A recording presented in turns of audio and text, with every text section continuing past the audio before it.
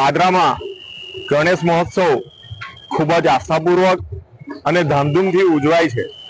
આજે ગણેશજીનું વિસર્જન છે ત્યારે પાદરા નગરપાલિકા દ્વારા અંબાજી તળાવે ગણેશ વિસર્જનની ખૂબ જ સારી તૈયારી કરવામાં આવેલી છે, જેમાં સવારથી અત્યાર સુધીમાં લગભગ 150થી વધુ મોટી મૂર્તિનું વિસર્જન કરવામાં આવ્યું છે। સાથે જ નાની સ્થાપના મૂર્તિ તેમજ ઘરે બેસાડવામાં આવેલા ગણેશજીની મૂર્તિ એ પણ ખૂબ જ મોટી સંખ્યામાં આજે વિસર્જન થયું છે।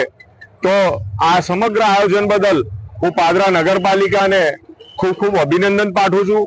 કેમ કે જે ગણેશજીની 10 દિવસ પૂજા કરીએ છીએ, ત્યારબાદ વિસર્જન અને વિસર્જન પર સ્વચ્છ પાણીમાં અને પૂરી આસ્થાપૂર્વક થાય એ પ્રમાણેનું નગરપાલિકા આયોજન કર્યું છે, તે માટે તેઓને ખૂબ ખૂબ અભિનંદન।